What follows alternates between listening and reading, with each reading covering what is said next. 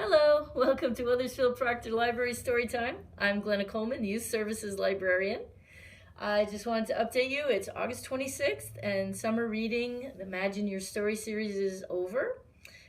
You can bring in your reading logs and pick up either a book or some sort of art project materials as a prize. I apologize for there being no videos last week. I was out sick. But I'm back. We'll continue to record videos. So, tonight is about something new. So, on August 21st, Mei Xiang, who is a giant panda at the National Zoo in Washington, D.C., gave birth to a new baby.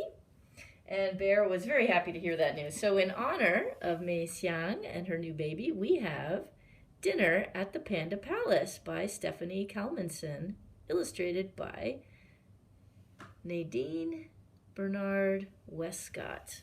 I'm just going to move that back a little bit so we have a better angle. There we go. Dinner at the Panda Palace. Now, this is both a rhyming book and a counting book, so pay close attention and I'll pause for you to rhyme.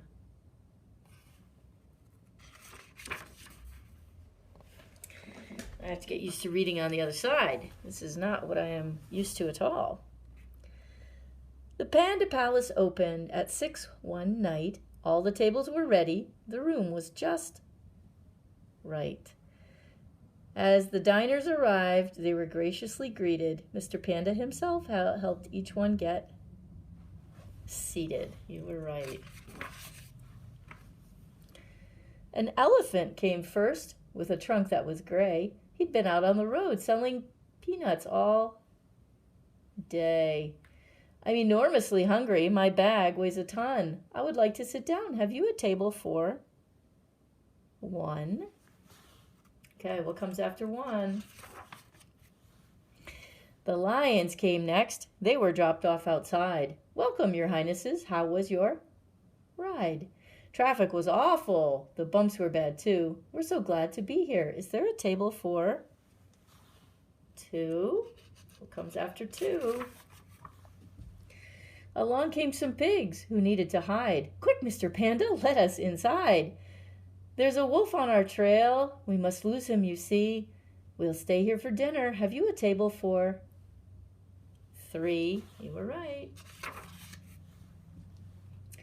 A proud group of peacocks with feathers fanned wide was a most splendid sight for the others inside.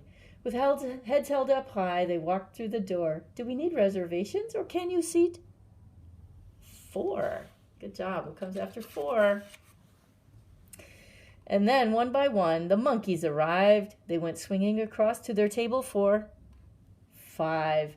The giraffes had just painted the rooftops in town. If there's a table for six, we would like to sit down.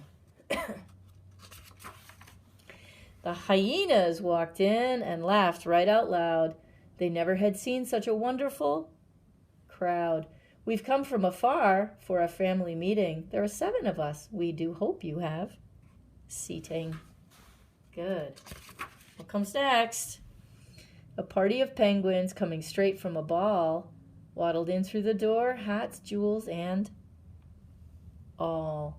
This is just the right place for our elegant date. Please, Mr. Panda, is there a table for 8? Good job. What comes after 8?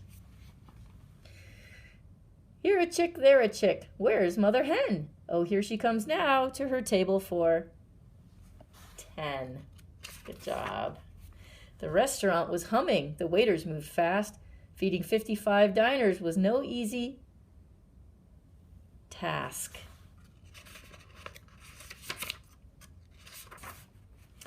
Then, through all the noise, came a knock at the door. A tiny mouse asked, "Is there room for one more?" Mr. Panda looked left. Mr. Panda looked right. All the tables were filled at the palace that night. Did he say, "I am sorry, we have a full house. We can't fit one more, not even a mouse"? No, not Mr. Panda. He found one more seat. In no time at all, the mouse had a fine meal to eat. Good job. I knew you'd get that one. So if you're ever hungry and going that way, just see Mr. Panda. Here's what he'll say. No matter how many, no matter how few, there will always be room at the palace for you. Good job. That was Dinner at the Panda Palace by Stephanie Calmenson, illustrated by Nadine Bernard Wescott. And remember, that was in honor of our new baby panda at the Washington Zoo, born to Mei Xiang on August 21st. Well, many of you are going to be going back to school soon, and you are probably going shopping. I know I did, and I bought some new pants. So we are going to read this book called Nabils New Pants, an Eid Tale. This is written by Fawzia Gilani-Williams. I hope I have those names right. And it is illustrated by Proiti Roy. Nabils New Pants. I hope you enjoy the story. I really like it. It has some funny things to it. Here we go. Nabeel the shoemaker had been very busy. Tomorrow was Eid. All day people had been trying out new shoes, and now they were all sold out. Ah, sighed Nabeel. At last I can go and buy some gifts for my family. He closed his little shoe stall and walked down to the clothes shop. I wonder what he'll buy there for his family.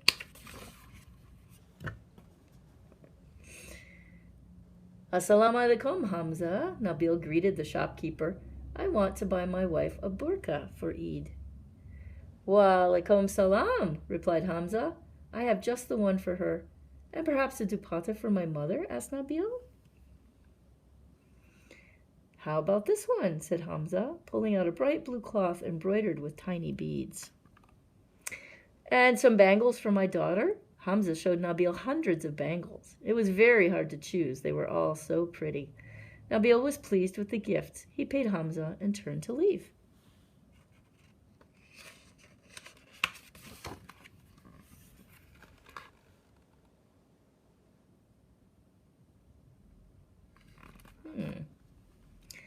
Wait, called Hamza. What about you? Your pants are full of patches. Why don't you buy yourself a new pair? Ah, perhaps I will, said Nabeel. But when they looked, they found only one pair of pants. Nabeel held them up to his waist. 4 fingers too long, he said. That's 4 fingers. That's how much too long they are. He pulled on his beard and then looked up at Hamza with a smile. Could you shorten them for me, please? I'm so sorry, replied Hamza. Not today. I have to get ready for Eid. Why don't you ask your wife? That's a good idea. Nabeel nodded and hurried home.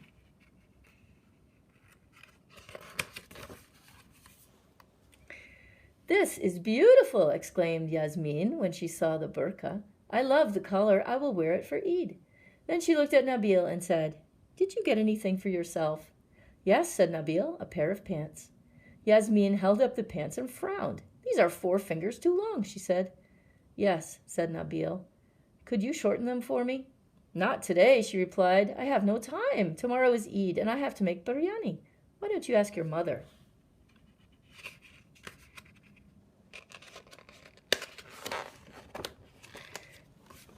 Nabeel went to see his mother, Habiba. Amma, I have brought you a gift, he said, and pulled out the bright blue dupatta. This is beautiful, exclaimed Habiba. Then she looked at Nabeel and said, Did you get anything for yourself? Yes, said Nabeel, a pair of pants. Habiba held up the pants and frowned. These are 4 fingers too long, she said. Yes, said Nabeel. Could you shorten them for me?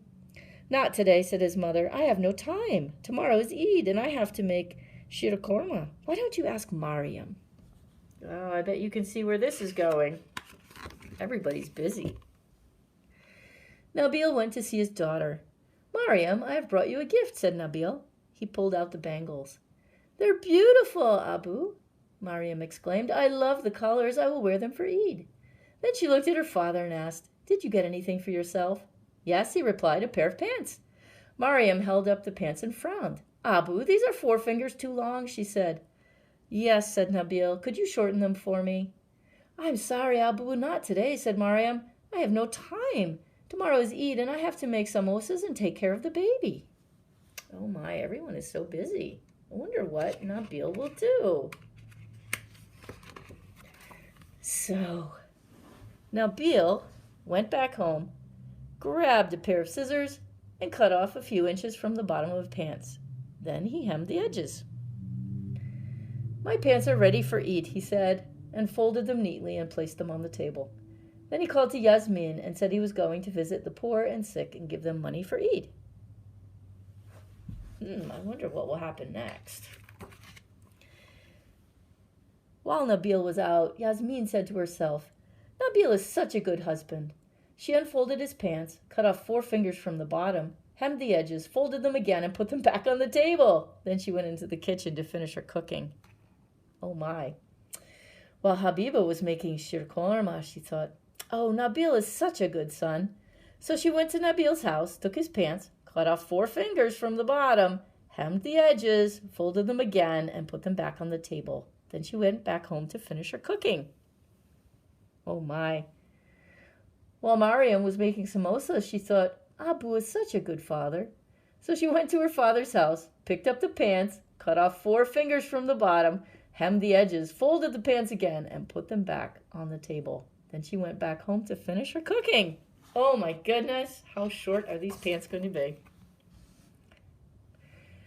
In the morning, everyone came to Nabeel's house so they could go to the mosque together. Yasmin wore her burqa, Habiba wore her bright blue dupatta, and Mariam wore her pretty bangles. "Nabeel," said Yasmin, "try on your pants." Just then Habiba came in. "Son," she said, "try on your pants." Mariam came along too. "Abu," she said, "try on your pants." Nabeel looked at them and thought, "They are so wonderful. Even if they didn't have time to shorten my pants, they're still very wonderful." He went to his room to put on his pants. His wife and mother and daughter all waited with big smiles on their faces. Suddenly, from the bedroom came a howl. "Oh, ah! What happened?" cried Yasmin. "What's the matter?" cried Habiba. "What's wrong?" cried Mariam. Nabeel stepped out of his room.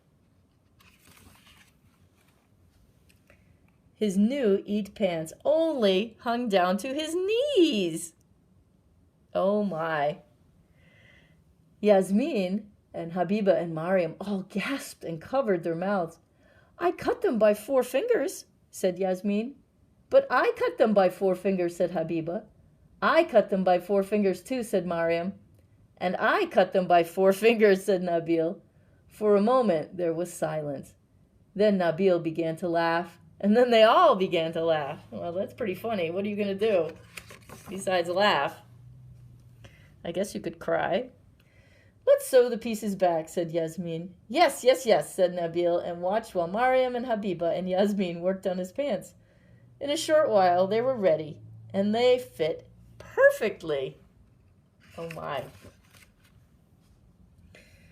Dressed in their new Eid clothes, off they went to the mosque. Oh my.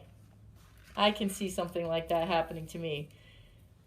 I hope you enjoyed Nabils New Pants and Eid Tale, written by, let me get this name right, Fawzia Gilani-Williams, and illustrated by Proiti Roy. I'm very glad my pants didn't need to be shortened. Well, thank you. This was Glenna Coleman at the Weathersfield Proctor Library Storytime. Join us again.